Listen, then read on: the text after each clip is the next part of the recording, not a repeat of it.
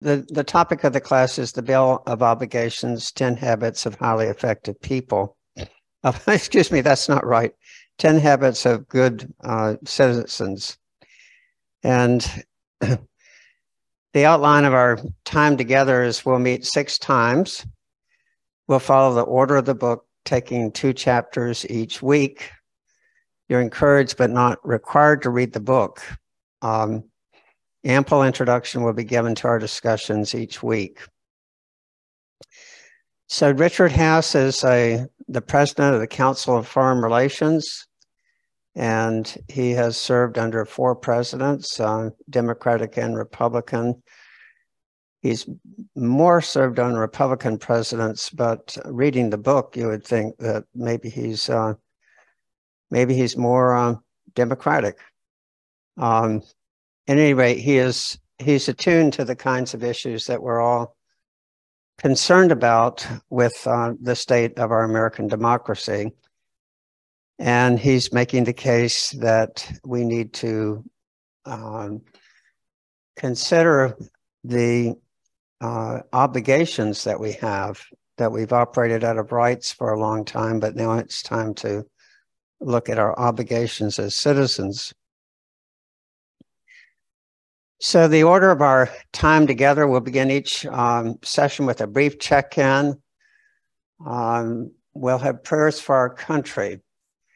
And by prayers for our country, these are like petitions of things that you're concerned about. Don't know that we'll have to close our eyes, but just petitions, things that we're concerned about for our country.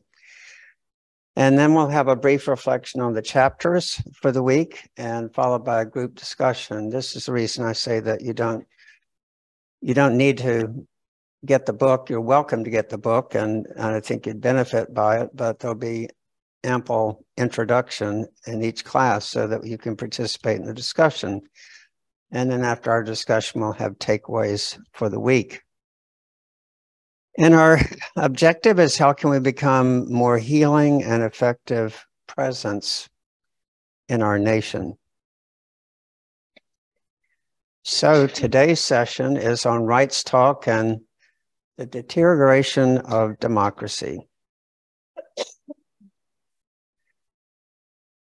Okay, so we know that in our country that people came from Europe to what is now the United States, seeking liberty, freedom, and opportunity. Granted, there were indigenous people and slaves here. Liberty and freedom and opportunity did not belong to them. For the white settlers, this was terra nullius, the land that belonged to no one, that could be claimed by Christian settlers. In this program, we're not so much concerned with the oppression the settlers inflicted upon indigenous people and slaves. What we're concerned about is the claims they made and that we're making today regarding our rights.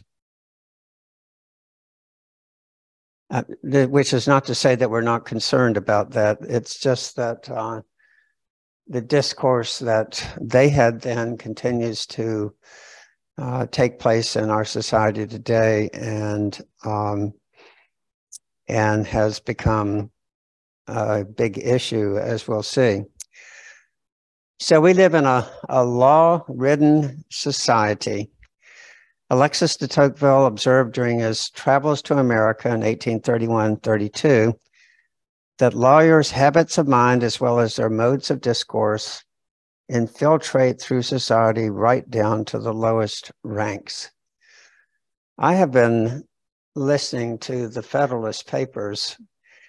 They're rather long. It's quite amazing, though, the vocabulary, the logic that's laid out.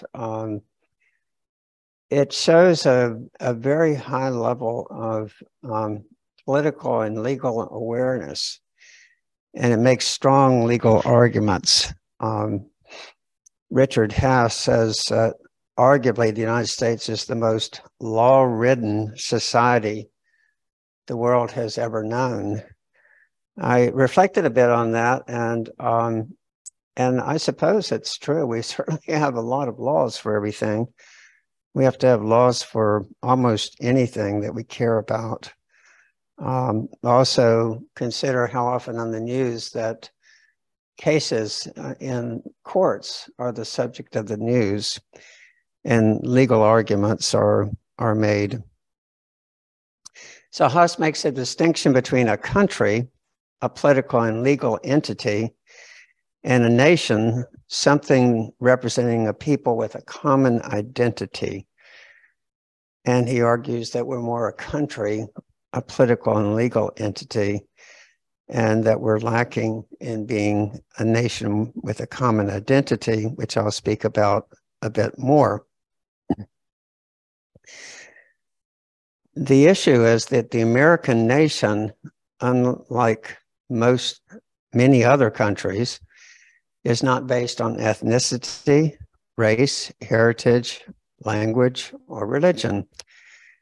Rather, our nation is based on an ideal, and that ideal has become focused almost exclusively on perceived rights and is breaking down as a result, in the words of Richard Haas. So we have rights with little attention to obligations. A rights-based approach is common to those on the left and the right. Breyer says that many of our most difficult cases are, Justice Breyer said that many of our most difficult cases are not about right versus wrong, rather they're right versus right. And this is probably the key point. It's something I've reflected on after reading the book. Any conversation about rights can quickly descend into one of competing absolutes. So, for example, in the abortion issue, some would claim the rights of the unborn are absolute, and others claim the rights of the mother are absolute. And once you declare, I have a right to do this, or they have a right to that, that kind of ends the discussion. You've not only made your argument, you've made your summation all at once by simply declaring that I have a right or they have a right. So rights extend today also to freedom from want and for others to freedom from possession. What I was getting at with this bullet point is that that we often think of rights as negative rights, as we can't be prohibited from something. But many of the arguments that we deal with today are, for example, rights to health care. So, as I say, rights today extend not just to a right not to, that you can't stop me from doing something, but I have a right to a basic income, whereas other people would say that we shouldn't have any redistribution of wealth within society. So you have a right to keep your possessions that doesn't belong to the government.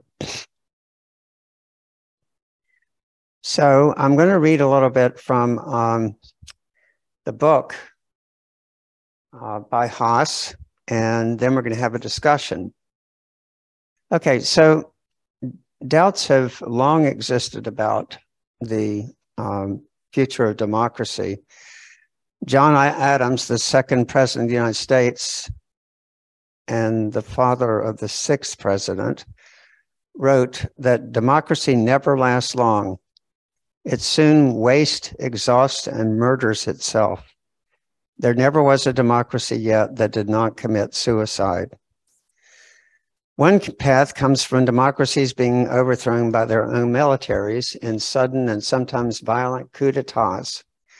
This was a frequent occurrence during the 4 decades of the Cold War.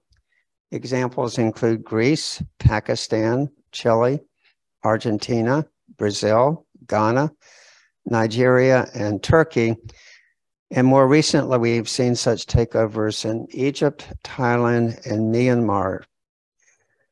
The most worrisome and relevant historical pattern for American democracy, though, is that of democracies that decayed from within, sowing the seeds of their own demise. This was the fate of Weimar Germany in the 1930s at the hands of Adolf Hitler. More recently, it describes what took place in Venezuela, first under Hugo Chavez and subsequently under Nicolas Maduro.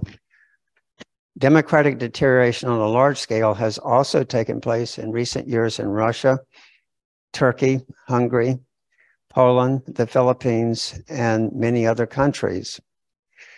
As Stephen Levitsky and Daniel Ziblatt observed in How Democracies Die, since the end of the Cold War, most democratic breakdowns have been caused not by generals and soldiers, but by elected governments themselves. There are always would-be demagogues and authoritarian figures in and around politics. What seems to matter most is the vulnerability of a political system to inviting them in and being hijacked by them. Why is this happening now in the United States? To begin with, there has been a loss of common identity or nationhood. And I made that comment earlier that a country is a political and legal entity. A nation is something where a group has a common identity. The loss of a common identity, the end to a single nation, can threaten the functioning or even survival of the country. It's increasingly hard to speak of a shared American experience, outlook, values, or priorities. Instead, the country is sharply divided with a growing number of states, either solidly red or blue. The number of purple or swing states is declining, along with the political center. The United States has been around for close to 2.5 centuries, but entities that were far older no longer exist. The consequence of the loss of a commitment to the whole that took precedence over the particular.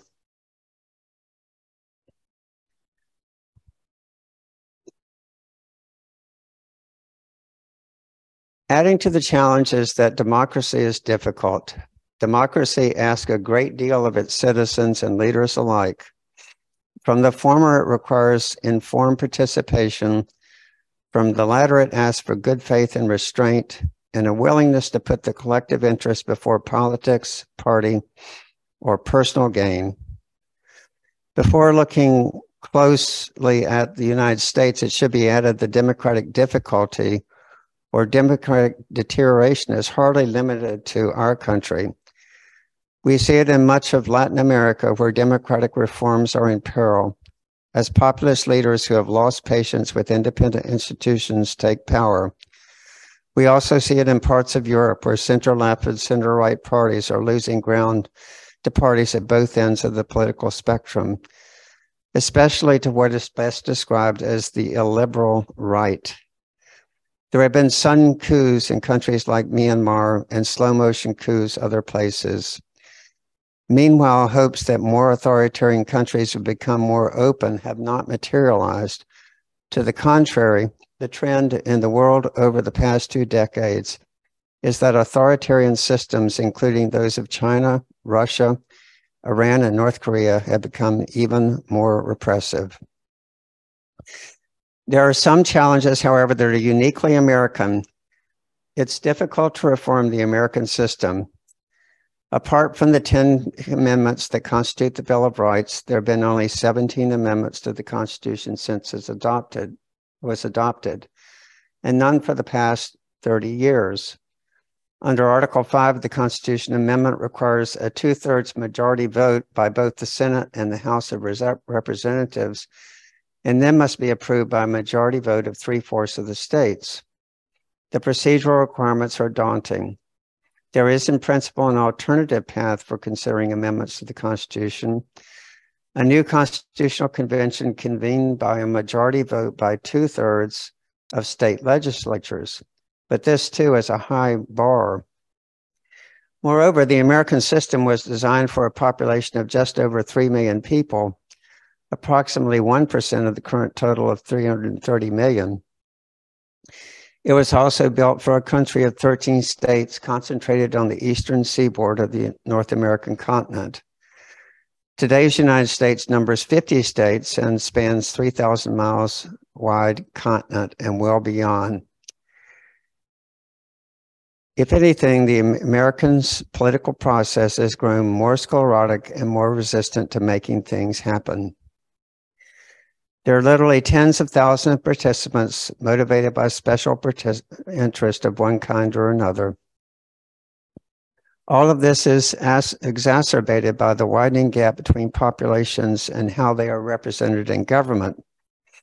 All states have 2 senators, which means that Wyoming, with a population of under 600,000, has the same representation in the Senate as California, with a population of some 40 million. Or think about it this way, 22 states with a combined population that approximate California's have 44 of the seats in the Senate. So the same population in California, but 22 states have 44 seats in the Senate. The founders believed that such a system would help prevent a tyranny of the majority, but in fact, the country has ended up with something closer to a tyranny of the minority.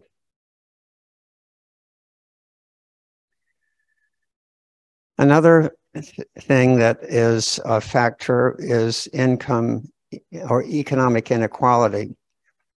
Measures show that inequality is large and growing. George Packer, in his important book, The Last Best Hope, argues that inequality destroys the sense of shared citizenship and with it self-government. And similarly, that at the heart of our division is almost a half century of rising inequality and declining social mobility. Economic insecurity is widespread. Middle-class incomes remain stagnant in real terms for decades. Factories closed and jobs disappeared. Americans increasingly feel disillusioned with and alienated from their government. In the 2007-2008 financial crisis, brought a lack of confidence in the government and a loss of belief that average Americans can affect it. There is a perception reinforced by reality that the political system is unresponsive to addressing many of the country's most pressing ills, including the poor and uneven quality of public education, infrastructure, climate change, debt, the opioid crisis, policing, and a dysfunctional healthcare system. And this is a little shocking. It comes as little surprise that in a recent poll, only 57% of young people aged 18 to 29 said it was very important that the country remain democratic. He also speaks of the wars of choice, including Vietnam, Iraq, and Afghanistan. And he speaks of how social media and our current political environment, that they're not so much mediated by party, but each person in effect is their own political party, can raise money outside political parties, and can appeal directly to the minorities they represent. So social media, he says, is especially pernicious. We move from broadcasting to narrowcasting. I never heard that term, but I understand it. So we might think of social media as being anti-social media as a better term. The end result is that we have a near unlimited number of venues with few gatekeepers. Today, American society is less a melting or a mixing pot than a loose collection of separate parts. Judge Michael Luttig said, "We Americans no longer agree on what is right or wrong, what is to be valued and what is not, what is acceptable behavior and what is not, in what is and is not tolerable discourse in a civilized society. There is a clustering or sorting within society that reflects choice, but also lack of mobility and lack of mechanisms, such as the draft that involved Americans from all walks of life in common endeavors. He also talks about how it's impossible to preserve a system that's not widely understood and valued. And I know you've probably seen stories about when people are asked basic questions about civics that they do not understand our country and how it works. Something of a cottage industry has grown up around what to do to fix things. I'll just read a few of these and then I'll begin to open up our discussion. Even a partial list would include providing greater protection for voting rights, along with arrangements, including making Election Day a federal holiday that make it easier to vote, making voting mandatory, introducing a voter identification requirement, ending the gerrymandering of districts, public financing of political campaigns, revising the Electoral Count Act of 1877 to limit the discretion of Congress, the Vice President, and state governors in determining delegations sent by states to the Electoral College, increasing regulation of social media to hold social media companies responsible for content that incites violence or is patently false, reintroducing some version of the fairness doctrine, and so on. There's many things intended to improve our democracy. In similar vein, there are many proposals in circulation as to what could and should be done to improve the economic situation of many Americans. Some of these fall under the rubric of transfer payments, guaranteeing a baseline income through the provision of universal basic income, subsidized child care, universal pre-K education, child tax credits, expanded health insurance, paid family leave, free or reduced cost community college, and college loan forgiveness, and so on and so on. Again, many readers will have their own ideas. We might be better off if some or even many of these changes came to pass. But few are likely to, in no small part, because the same problems that have led to the weakening of democracy here make it difficult to fix it. It is not just the process of reform that is arduous. It is more that those who perceive the changes would restrain their rights and will oppose them. This is where obligations come in. American democracy will work and reform will prove possible only if obligations join rights at center stage. Well, I'm sure you could identify with some of these comments that he made. And so I want to just open up a discussion of where do you see a deterioration of democracy in America? Okay. There you go. Thank you. There you go. Yeah. Well, I defer to Margaret if she would like to open up first. I don't know you, Margaret. Margaret, why don't you introduce yourself? Maybe we could all introduce ourselves. Yeah. My name is Margaret Haverstick. I live in Missouri. Oh, wow. And I have been joining Binkley since 2020. My brother was Alan Davidson, and so I have a lot of connection with Binkley. And I appreciate the opportunity to join you. I don't know that I can open the discussion except to say that the idea of community and isolation is really central to the whole discussion, of course, and the idea that I can be a part of your community, even though I am very far away physically, has been a great benefit to me, but it is a detriment to my community here. And, you know, Missouri is, I live in a part of the country that is very, very red. It's very, very, very red. I am often confronted with the idea of what differences can I make in my community, and a little bit of frustration in communicating ideas. And so this is, I mean, of course, where it is all about how do you educate people and how do you care for your community and how do you care in a way that is reflected in the government and in the governance of that community. So, I mean, it's an important discussion. I'm not sure I have any answers, and I'm not sure I can really add anything. I am very interested to hear what you all are saying. And of course, I have been in classes with both of you before and have really respected what you had to say. So I'm going to stop talking and let you all continue.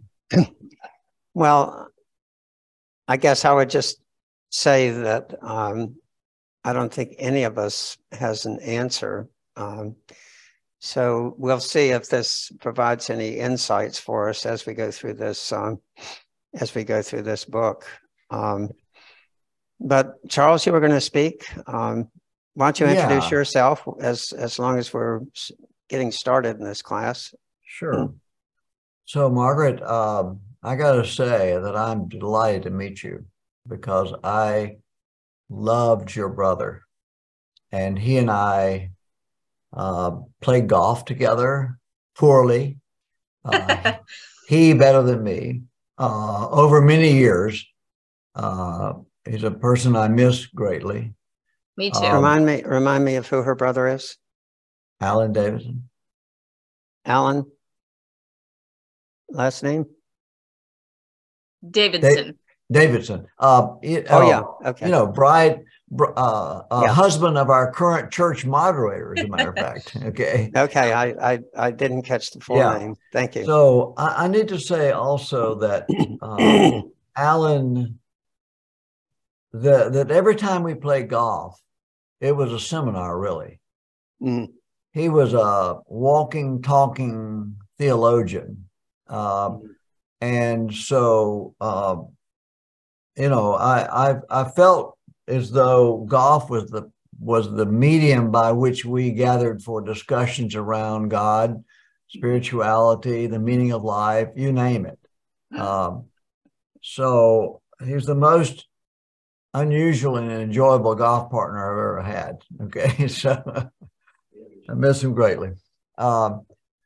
So this concern for democracy is one that I was afflicted with very early.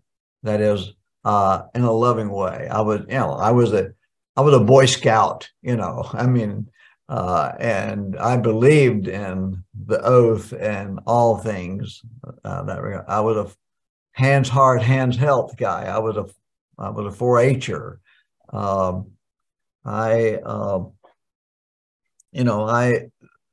I remember the political discussions in our house. My father, we were a house divided. My father was a Republican and my mother was a Democrat.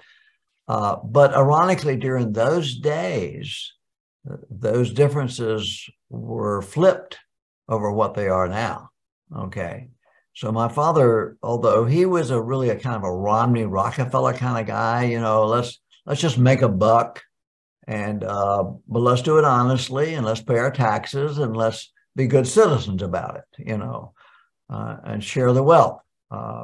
And mother grew up in a more racist environment and had rebelled against that. By the way, she became a socialist and a school teacher, but over time she migrated toward the mean, you might say. So what I recall. Taking classes on democracy in the community in Charlotte, where I lived and taught. But there was a Republican down there offering I thought, excellent classes on democracy. And we learned sort of, Herman, what this book is about, the obligations of a citizen and what was our duty to do and how we would go about rendering that service, manifesting it in a community. And then just being a member of the old Southern Baptist Church, not the current Southern Baptist Church, but the one that exists as a childhood. Now, even though our church was overly committed to saving my soul and making sure I got to heaven, that church was its own democratic unit. There was no body above that church that could tell that minister and our congregation what to do. If we were right, we were right. If we were wrong, we were wrong. But we were self-governed, and we believed strongly in the separation of church and state. So that was the religious ethic I grew up in. Now, I did notice every now and then a sermon excoriating Catholics and Jews, from the pulpit, which I never could quite square away with religion, the foundation of freedom of religion in the country, if we could, in the pulpit, denigrate other religions like we heard. So the Southern Baptist Church, even then, but we could vote those ministers out if they were overly problematic. We could get rid of them. So I want to fast forward a little bit and just say that very late in my professional career, I was the vice president of a thing called the Education Commission of the States, which was established as a 50-state compact, in part by Governor Terry Sanford in North Carolina, and it operated out of Colorado. They wanted to get way out of D.C. To operate this thing. And the idea was, and it was beautiful, and that's why I loved working with it. Every state had the governor, state superintendent, the head of higher education, and the head of the education oversight committees in the Senate and the House in every state in the Union, including Missouri, Margaret. They were all there, okay?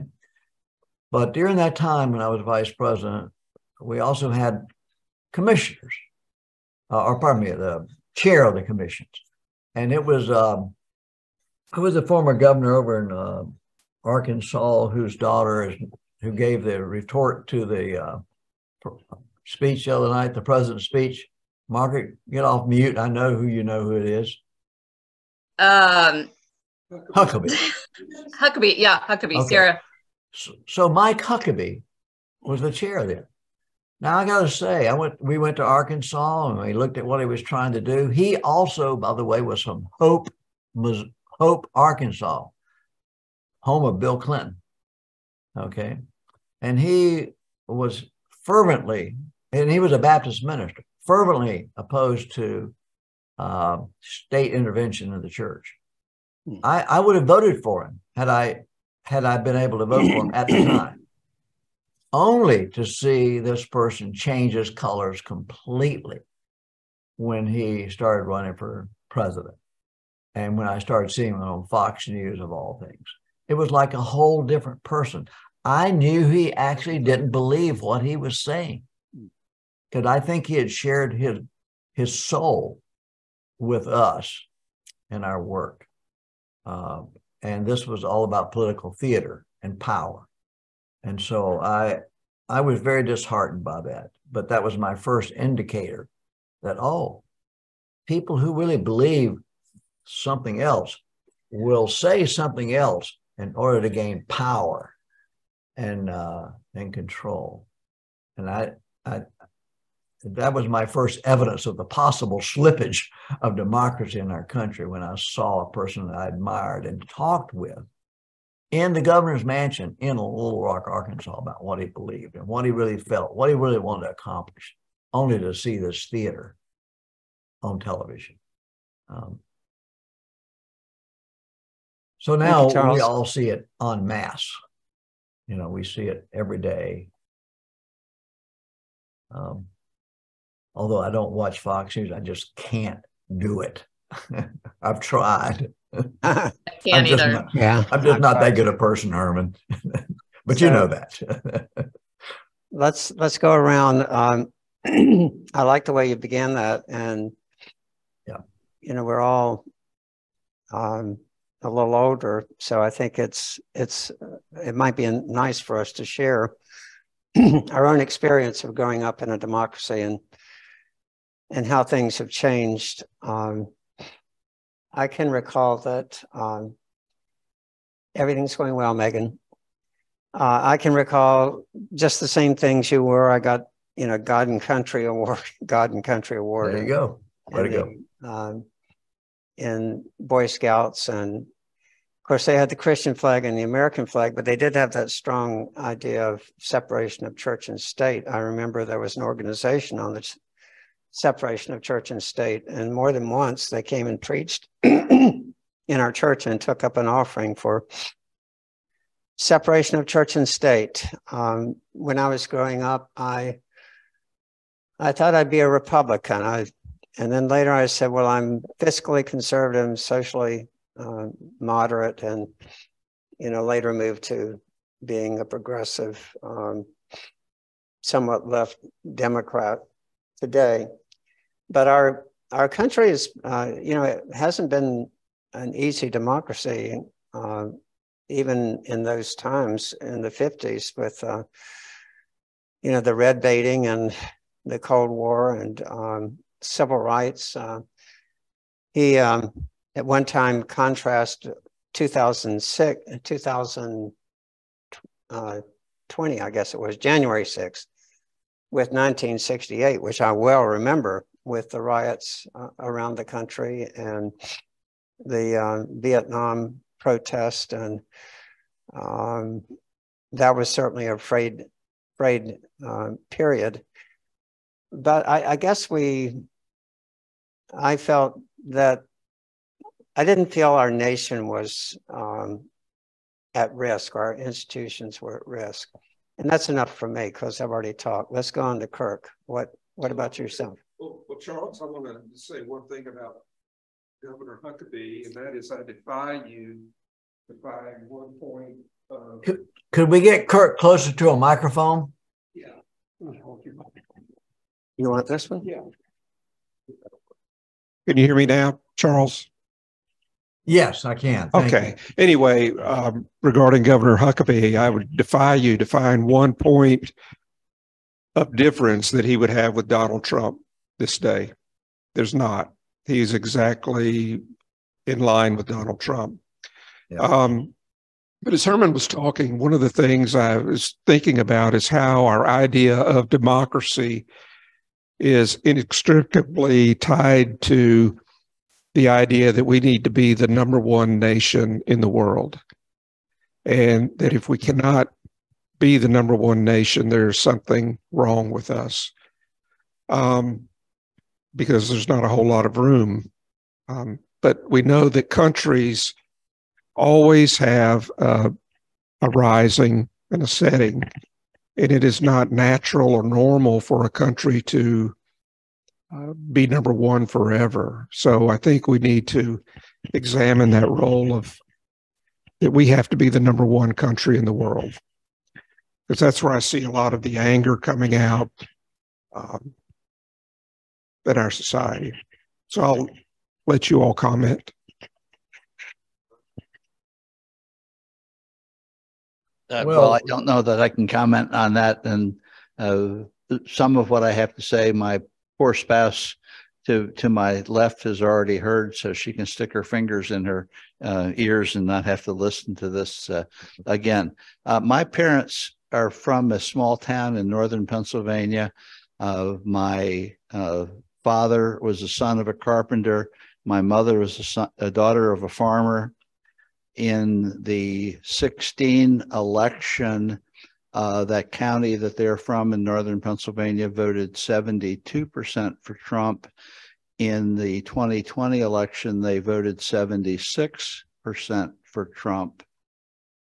When Jan and I were in the small town that my parents were from for the memorial service for my dad in 2018, there is not cell phone service in that town. You have to go down the road a couple miles going toward Olean, which is just across the border into New York State, a town of about 40,000 people. You have to go down in that direction to have cell phone service. what I don't understand, and Margaret, you're probably in the same position where you are in Missouri, is how people, you would think that we would all operate from sort of enlightened self-interest. And what I don't understand is how people can continue to vote for folks who really don't do anything for them.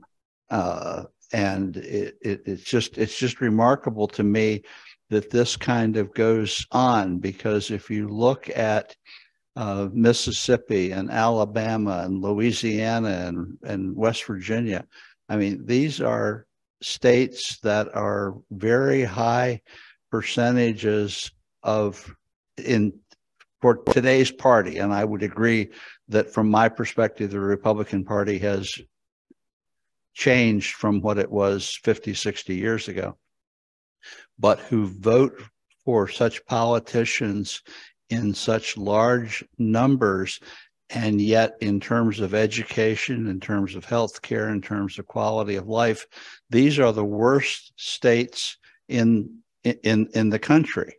And this business of power really baffles me. And I'll pick a specific instance. We have a program here on PBS that I drop in to from time to time, but to me, it's bothersome because I think it's more right-oriented than it is across the board oriented, but it's a program called Front Row. And I watched part of it several weeks ago where the two of the talking heads on the program, one was the, I think, chief of staff or some close advisor to our Democratic governor here in North Carolina, and the other one was someone of similar position and relationship to the leader of the House of Representatives in North Carolina, who's a Republican. And they're talking about the redistricting of the state, which they hope to be able to do now that they have a Republican majority in the Supreme Court. And the fellow who is the North Carolina currently is 7-7 in the House of Representatives, and it's about a 50-50 state in terms of total votes.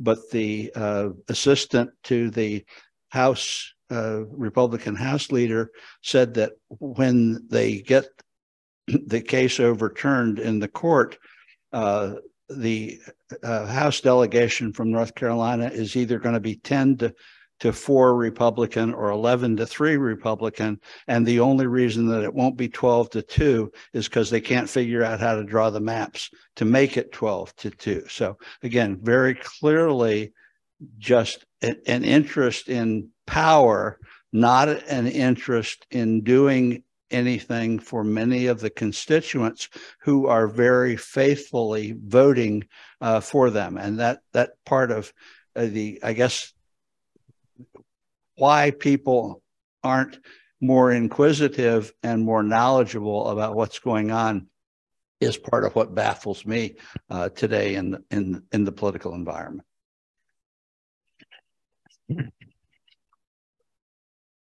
So we're getting close on time, and it's been a wonderful discussion.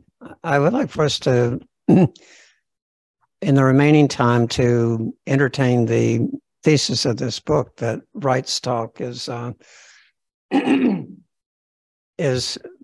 become predominant and is a block, and it makes absolutes. And so, in partial reply to your what's happening is that people feel their rights are being infringed upon. You hear it all the time by people on the right. Well, I was a former social studies teacher, history. I'm going to speak to it from that perspective. I think two things. One, when we teach history in high school, the students are too immature to understand that what we're teaching is important to them, and they dismiss it. I taught world history, but not government. But I mean, I think we had that same attitude when I was taking government in high school. The other thing I think we've lost hold of is that there are no absolute rights. That if you have absolute rights, you're infringing on my rights. And we can't accept that idea. Anyway, that's that whole notion of there has to be some give and take on rights. We've lived in Fairfax County, Virginia, and they had an noise ordinance, Al? Yeah. And the ordinance was you could blast things as loud as you can until that noise crossed your property line. Well, in the cities, that would be very quickly.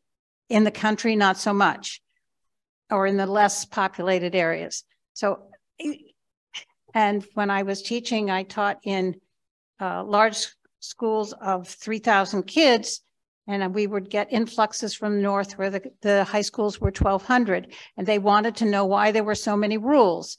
And there were so many rules because you had more people. So some of this seems to me intuitive, and we can't accept that. We want simplicity, black and white, right and wrong. And as long as that's the attitude, we're not going to go anyplace. Life isn't simple. It's complex. It's gray, not black and white. No, that's great.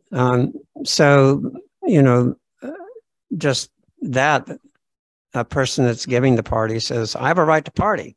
You know, I have a right to make noise and enjoy myself, and then otherwise. And so we resolve all this with all these laws and ordinances that we can't have any kind of shared sense.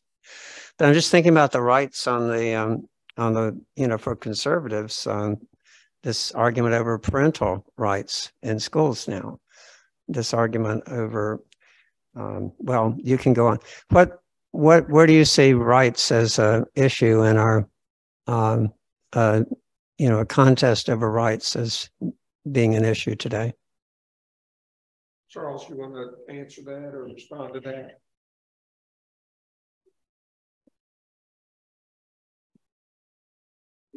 Go ahead, Charles. Okay. Well, I think I want to go back to this question because I think it's absolutely related. The question that was brought up about how do you square away, which we've been doing in the South for over 100 years. How do you get people to vote against their best interest? That's been a perennial problem in the South, and it's a very interesting thing to look into, by the way. There's a history of that. But I think it runs headlong into some religious views. If you say there are no absolute rights, you are going head to head with Christian fundamentalism and said, oh, yes, there is a right way. It's God's way. And let me tell you what God believes. Okay, so this no absolute rights is out of sync with Christian fundamentalism. The other thing is white supremacy. That is just beneath the surface. We heard it with President Trump when he said, well, there's some good people on both sides. Okay, that's code. And the white supremacists heard that code and came out of the closet on that day. And we are still living with breaking that genie out of the bottle. So we have a strong undercurrent of white supremacy that lives on to this day. And I think the other one, I think that we just brought up, accommodating to differences. Oh no, there is a right and wrong way. If you listen to Jimmy Falwell, this right also makes might, and there is a right and wrong, and it's their particular interpretation. So if you can convey those messages, you can get people to vote against their best interest in order to hold on to and advance other agenda. Yeah, so I mean, but part of that is that I have a right to be a white supremacist. Yeah. You know, I have a you know, they have this idea of, you know, the rights to their beliefs, rights to free speech, rights to self-expression, right to have guns, right to, what are some of the rights that we cling to on the left? One we talked about earlier, the right of a woman to the control of her body. What else do we cling to on the left? Fair elections. Yeah, right to vote. Our perception of the right to vote, yeah. Right. And on the other side is the security of elections. Go ahead. Right to health care. Yeah, right to health care. Well, all these things, the freedom from want is heavy on the left side.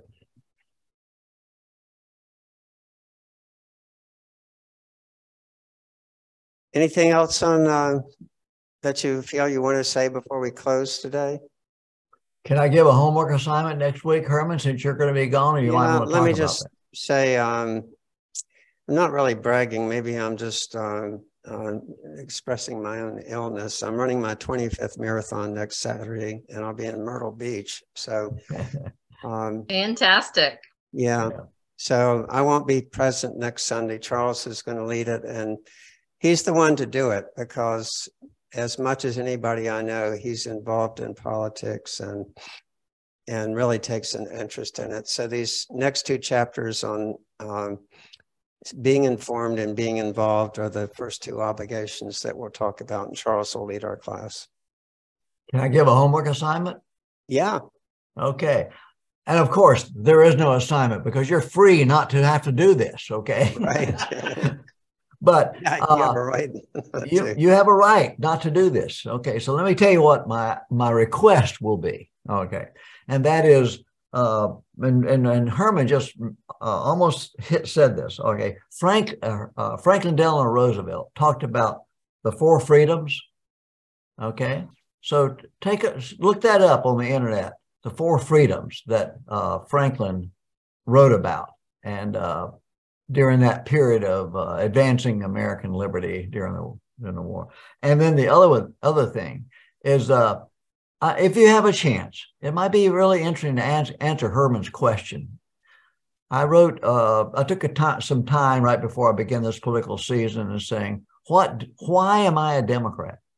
Why am I a Democrat? Because I used to be a Republican. And for me, Herman had answered that question for myself, which I continue to refine. But if you want to give yourself a real task, think about why are you, whatever political party you are, or what do you, it could be what do you believe? I don't know. But anyway, so that's my unassigned homework assignment. Very good. I have one closing remark. I'm teaching this. And I have my own reservations because I have this pit in my stomach about the state of democracy and the ability to make a difference. And seemingly it all boils down to the vote, and that doesn't seem adequate.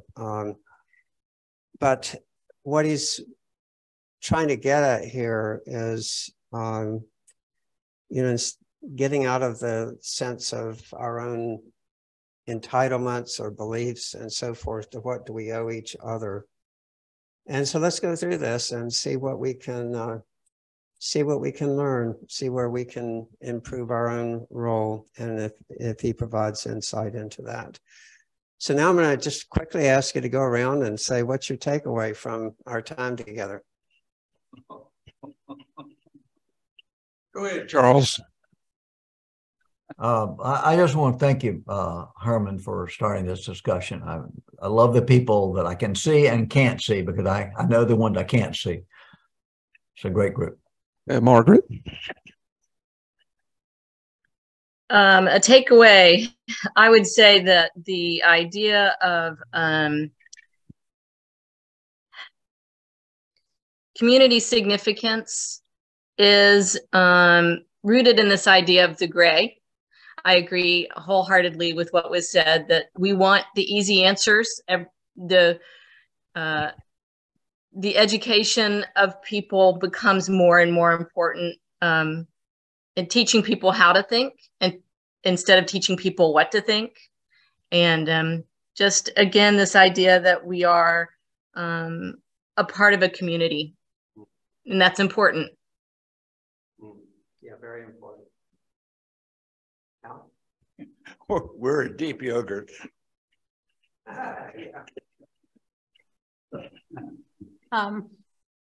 Yes, we want to think that democracy is easy. It's not. And we really have lost any sense of camaraderie within the country as a whole. We don't see ourselves as one.